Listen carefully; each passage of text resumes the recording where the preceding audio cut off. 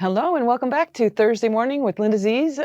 We are here today in our studio and I've got a beautiful Bernina K-Facet 770 machine here and a fun project I wanted to go over with you today. But first, just wanted you all to know that the pre-launch for the new Bernina top of the line 990 machine is live. It's started. So if you're interested in getting a Bernina 990 machine, we don't know much about it, but the launch has started. If you're a Bernina fan and you have given them your email at some point, you've already received an email about that the magic is happening. The big day is on its way. So the launch is going to be in June. The pre-launch is already. So I know that tomorrow on May 10th, we are going to be entering the portal of Bernina, and we've already got interested parties, interested people, and they have already given us their deposits. And so we are going to be setting, and it's in a timely manner so that each person that gets entered in first has their place in line. So they're stamped and dated, and so you know where you are in the line of the wait list of getting your first machine. So we're excited about that. Hope you are too. And then let's get to business. So here I am working on a foundation paper piecing project. I wanted to show you. I just got this in the mail not too long ago. Can I show that? So it's called Eye Candy. I love foundation paper piecing. And this is the project. So you can kind of see the finished, but it's going to be an 8-inch finished block when it's said and done. And there are 3 pieces of candy, 1, 2, 3 pieces of candy in this block. And this is the fun. So basically I had to go and photocopy this. Here, I'll put it down here on the table. I had to photocopy this in 3 sections in my photocopier machine so that I could have my 8.5 by whatever the 11, 8.5 by 11, right. Because normally you would use the Carol Doakes foundation paper, which I didn't have when I made mine. I just used regular paper, and we'll see how that tears out in the end. It's a lighter, kind of a newspapery, kind of a it tears easily, so that when everything is said and done, we'll be able to tear it out easily. So we do carry this at the store, Carol Doakes foundation paper piecing sheets, and you get 100 sheets in the package, and it's fabulous. You just slide that into your printer. It prints out the pattern. So again, this is the pattern. I'm going to have 3 separate patterns. Comes out of the printer like this. Make sure that we have paper scissors and we can cut it out. I've already cut all of mine out, so I just had an extra one to show you guys. You'll cut in between the dotted lines on the outside of the dotted lines, because the dotted lines is the outside of each little piece. So this project will be in 3 parts: candy number 1, candy number 2, and candy number 3. So I've gone ahead and it's going to be like magic here for you. I've actually finished candy number 1 and candy number 3, because just in constraints for time, just wanted to show you candy number 2 here in the studio. So we'll go ahead and we'll be stitching all of this together before the end of this session. And I've also got the first 2 sections of candy number 3 ready to go. So basically when we cut out these papers, we have numbers on each little piece. I've cut around the dotted line. So that's my piece. And then I'm going to see how perfectly the corners match on this once we've finished it. So we always start in chronological order. We start with 1, then we go to 2. So my next seam is between 1 and 2. And then the seam after that is between that piece that's together and 3. So that's my seam there. And then my next seam after that is everything that's together here is going to have a seam with the number 4. So why don't we go ahead and put together this last piece that I haven't done yet. So you can see on this piece, it's more simple. So we're going to start with simple. We have a 1 in the middle, a 2 at the bottom, and a 3 on the top. And so basically, we are going to work on the back of the paper. And on the back of this paper, I'm going to have the pretty side facing up of this fabric. And I can see through it a little bit with the light of the studio here. It's great. You could use a light box. That would be great also, because you want to be able to see through. You want the pretty side facing the blank side. You want the pretty side facing up away from that. And then you want to be able to read everything on the other side. So basically I've got my center of the candy piece, that's supposed to be the number 1. And I'm going to stitch the line. First I have to put a piece of pink down too. So I'm going to, pretty sides together, I'm going to cut a piece of my pink fabric. It's my background fabric. And I will cut that with I could have cut it with my rotary cutter. Why don't we do that? Because we're going to need a rotary cutter with this. Oh, why don't I back up and tell you everything that you need as well. Besides the Carol Dokes paper, you will need a 1/4 inch, add a quarter ruler, either the small version, which I have been using on this whole project. The small one is big enough, or this longer version, which is a 12-inch version of the add a quarter. And I'll show you some examples of some other work that I've done after I'm done with this project. It's really, really fun. I've got pink thread in the machine and same thread in the bobbin. It's just a piecing cotton 50 weight. And then just wanted to show you this case, which is fun. I've got this Bernina case of bobbins, and look, I have so many spare bobbins that I can use for my thread. I'm feeling very wealthy. I can have lots of different colors of thread in my bobbins, and I know where they are in this case. We do sell that also. So you want paper scissors for your paper. You want regular scissors for when you're trimming a little piece, and you do absolutely need a rotary cutter. So I've got this, and you want a little piece of cardboard to hold the fold, and I'll show you that in a moment as well.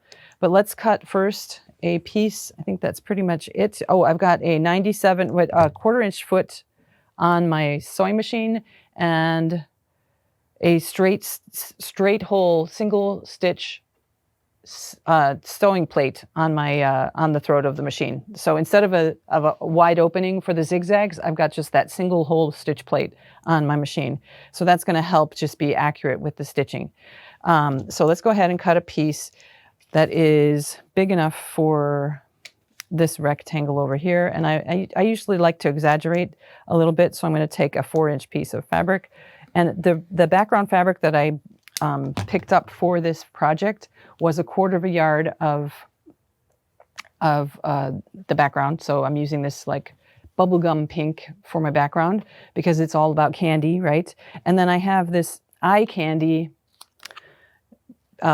mini charm pack, actually, from a Moda collection. But you can use any fabrics from your stash for your candy if you want to make this. So I've got my fabric here that's about 1/4 inch and a straight line along that straight seam line that's through the other side of the paper. I can see through it on the back side here. Again, this little piece of fabric is facing pretty side up. And then I want to have the pretty side of my pink facing the pretty side of that one. And I want to line it up against that line.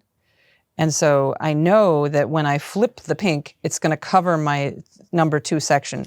So I'm going to take this over to my machine, and I'm actually going to sew my first seam on this side. I'm going to flip it, and I've got this line, which is at 1/4 inch seam allowance. So let's go over to the machine and we'll start. So now I flipped this over so that I can actually read the writing on the piece of paper.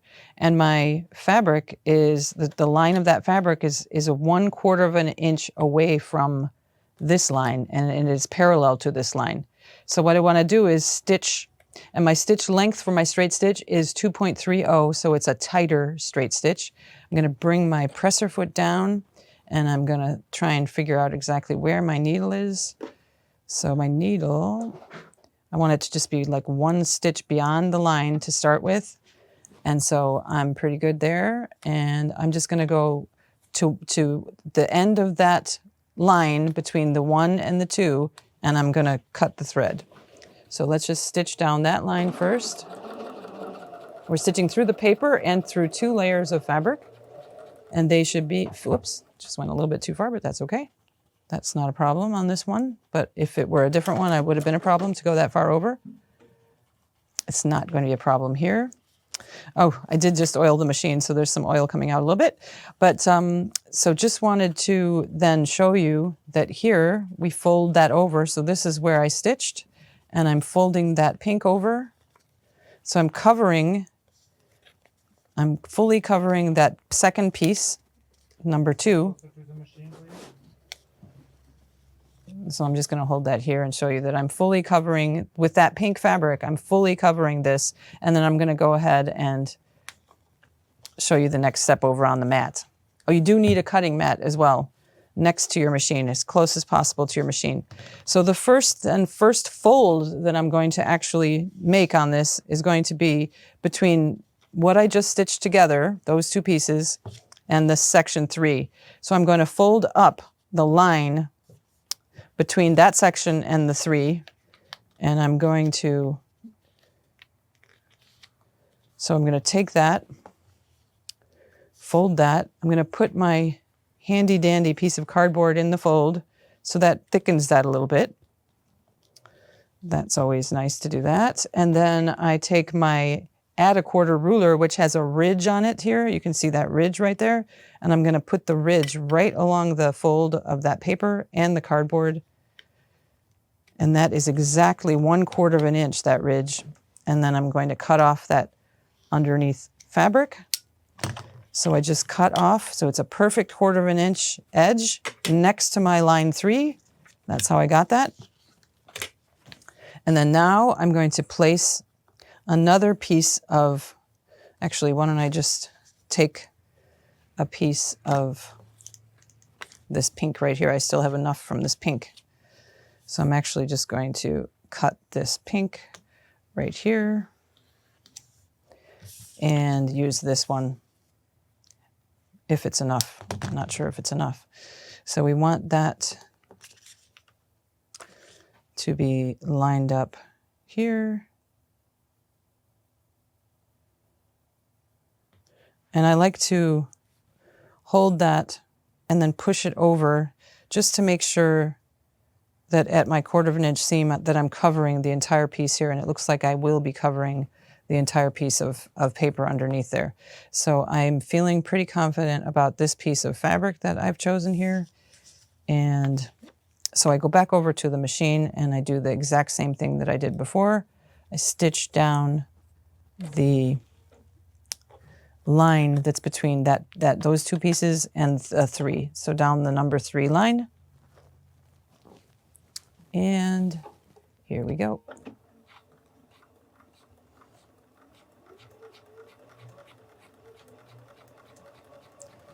And again, those are that we stop there. I press my scissor cutter and I can pull back my pink, and I see that my fabric has been completely covered. So that's great.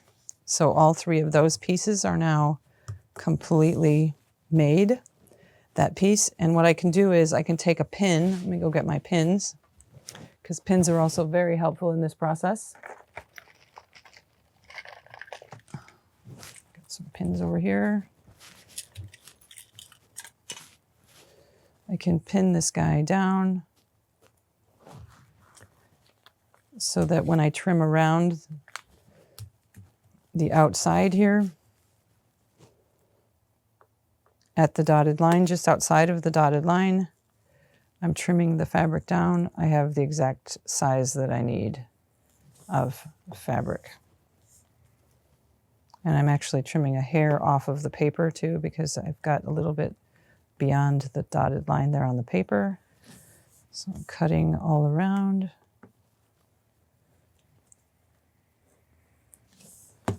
And one last cut here.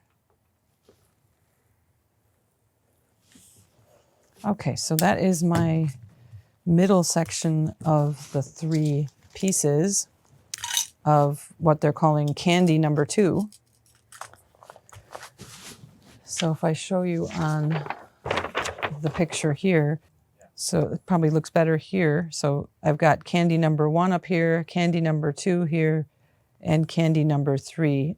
And so I'm working on this middle one here, this candy number 3, and you can see that these are the 3 pieces.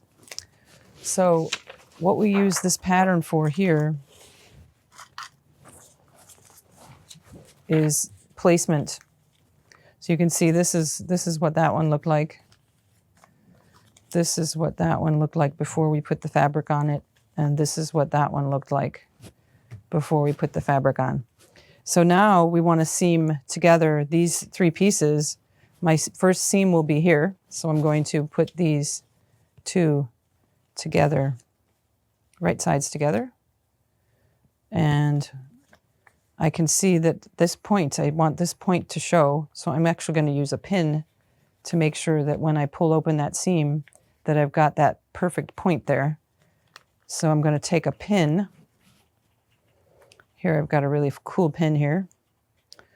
And I'm going to stick through at the point. I don't know if you can see that, but I want to make sure that when I go through the other side that I'm getting all of the fabrics right at that point. So you can see my pin came out right at the point, so that's great. And then it's going to be lined up here with this other side. And I'm going to want that to be right on the black line there, because that's my stitch line. So I can pull this through, and then I can actually lift it up to see what it's going to look like. And when I stitch along there, that looks pretty good to me. That's going to be a really nice piece of candy. Okay, so let's go back over to our machine. And I'm going to stitch all the way along that line from start to finish over at the machine. I'm keeping that pin in because I want to make sure that I got that point correct. So let's bring our foot down, and we can start. Just want to line this up as much as I can before I start.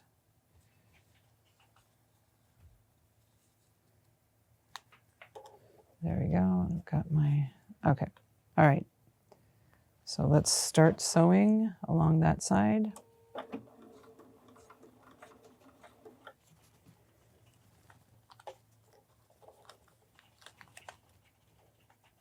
This is great, right along the line. I think I can take the pin out now. Just sew right along that line, right beyond that point. It should be good. And we keep going all the way down. And I have another pin to remove on the back there.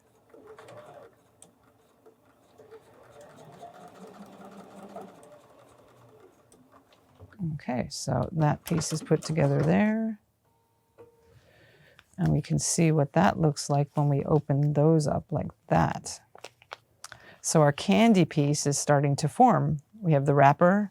This is the wrapper here, and this is the actual piece of candy. So let's put on the other wrapper on the other side. And that would be, so here we have how we started, right? Those were those 2 pieces. And then we have this piece here.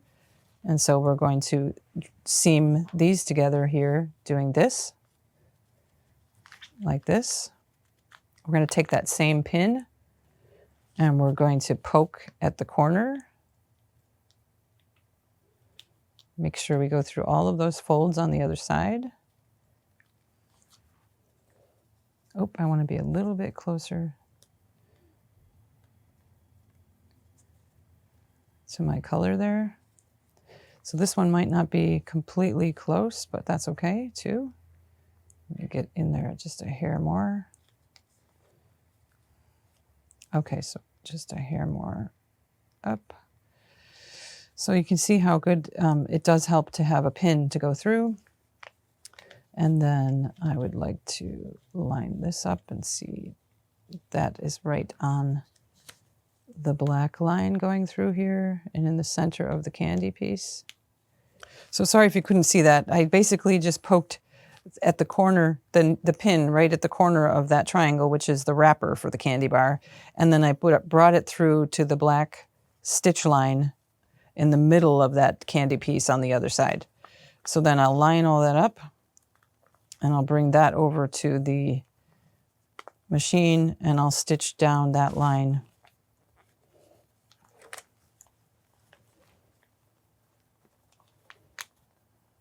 Straight down that line, bring my presser foot down, have my straight stitch there. I'm standing as I sew here, so it's a little bit awkward, but it's fun. Okay, so here we go. My pin is still there for the moment. I can remove my pin now and sew right through that and all the way off of the edge. There we go, and scissor cut.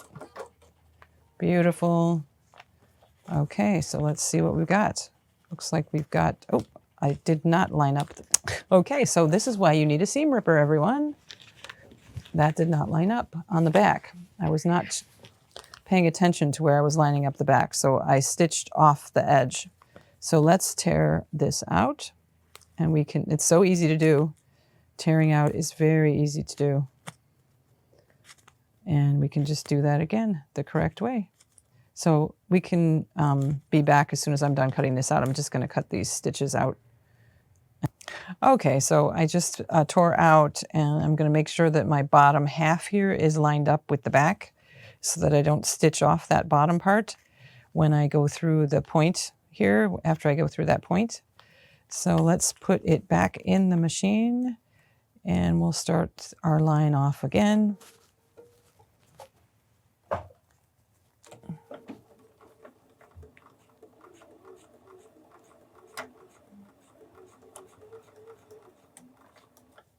Let's see, I'm off a little bit already. Let me just pull that.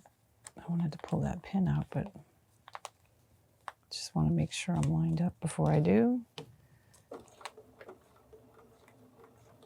Let's pull the pin out.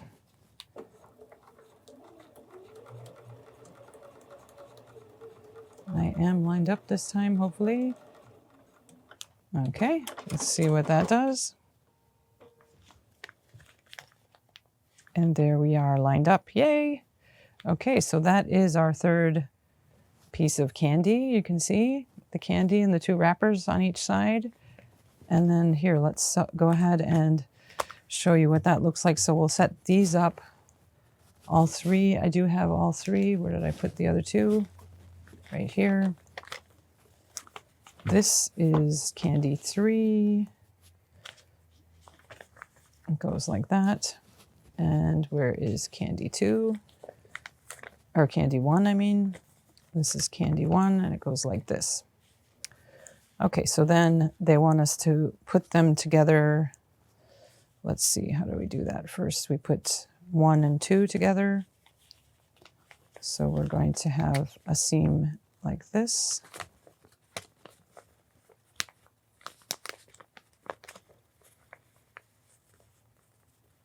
Down this side. And I just want to see, looks like I don't have any points that will be matching up, not too many. It's just all pink, pretty much. Yep, it's going to be all pink.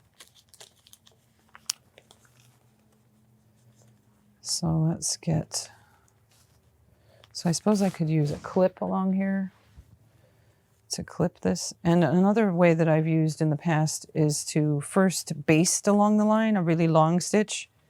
Why don't we try that? So let's do a really long stitch of 4.75, a really long one. We'll see. So we'll see what it does first, and then that will be basted in place. So I don't have to tear out if there's an issue. I won't have to have difficulty tearing out if there is an issue. And yeah, basting is your friend in this situation for sure. So I've got that really long stitch in there. I do have one clip. And I just want to get this down to the end here. And those are really long stitches, so that's great. Looks like my front and back are lined up. I'm going to keep that. It feels like it wants to go this way, this seam, so I'm going to leave it lay that way. I'm going to stitch right over it. And the other one here wants to go this way, so I'm going to stitch over that one that way. Okay, let's see what that does once we open that up. And that looks pretty good. My block is now forming. Pretty nicely, my block is forming. Okay, so then we can set that back here and look at that. And then so that this line and this line are now perfectly going to line up these. So I'm going to sew along here, all along the block, these two pieces together. And I will use that clip again. Oh, actually, now that I like this, I'm saying that, but I actually am not going to keep that together as a base. I'm actually going to reverse that down to 2.3, my stitch length, and stitch a tight stitch in there. Because that was a baste. So now now we're happy with it, we're going to stitch it down with a tight stitch.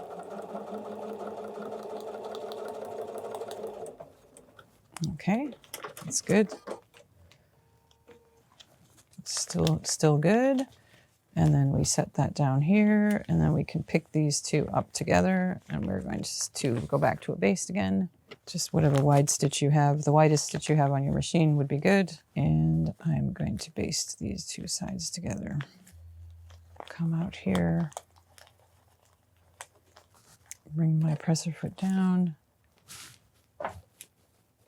and stitch a baste along that line. For some reason, these two dog ears are sticking out a little bit. That's okay.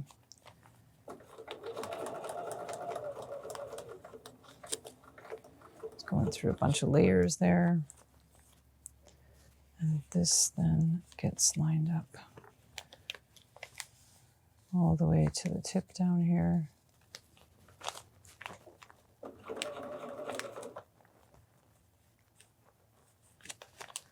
Right over that. Now this is just the base to remind you. So hopefully this is going to look okay once we open this up. It does seem kind of awkward when you do this. And it is off a little bit, it seems. Not sure why. What did I do wrong?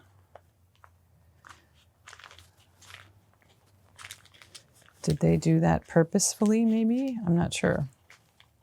I think what I can do is basically even it up, because their picture cuts out also. So maybe they had a wonky, see how their picture cuts out also, where it's kind of wonky here? So maybe they had an issue with theirs also when they made theirs.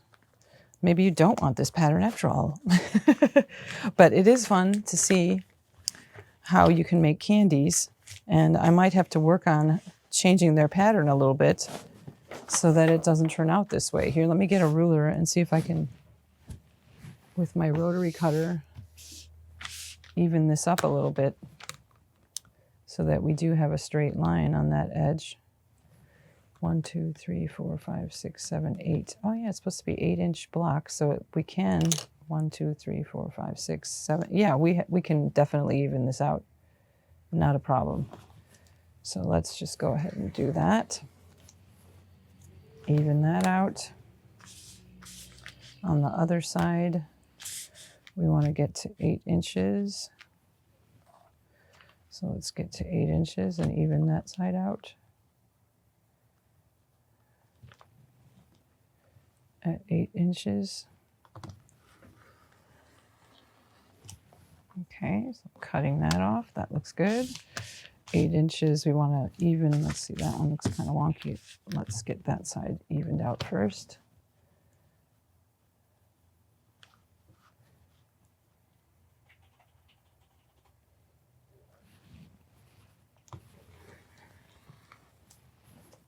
That's evened out. And then let's do 8 inches from there on this side.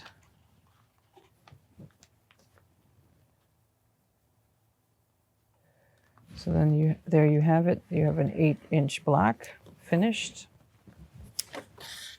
with 3 candies. It's supposed to be this way, I think. With 3 candies, and it's an 8-inch block. And we made that with foundation paper piecing. So voila, there you have it, the finished project.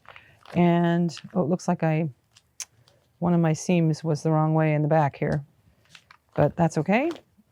this is, and then what we do is we end up peeling the paper away after we finish the entire whatever project we're working on. And let me show you a few that I've actually done. Okay, so this was a project that I started quite a few years ago, and I just sort of do it in my free time. So that's one of them. And then here was another one, another sneaker. This is my favorite one, the high top. But I have another high top, an orange high top. I'm going to do a pink high top one of these days. So, and then this is a really cute little yellow Adidas type of a sneaker. So yeah, so that's foundation paper piecing in a nutshell, and I hope you enjoyed that. When I finish my quilt, I'll be pulling these papers away and creating a sandwich and a quilt. It's going to be sad the day I finish that project because I've been working on it for so long. This one might be my new one. I could have a huge king-size quilt made of candies. That would be fun. So I hope you enjoyed that. It can be quite, I mean, to me, this is relaxing. This is relaxing. So I love this. Some people would be pulling their hair out maybe at all the details that you have to do, following the numbers 1, 2, 3, 4, and all that, and trying to put together the puzzle. But it is really a puzzle, and you're putting together a puzzle, and it can be really relaxing and fun. So I hope you enjoyed that. Have a wonderful day, and hopefully some of you will be interested in signing up through our LindaZ's portal to buy the new top of the line, not this one, because we actually don't know what the new 990 looks like, but hopefully you will be thinking about that, and you will want to have your place, reserve your place in line as one of the first people to own one in the United States. So on that, have a wonderful day.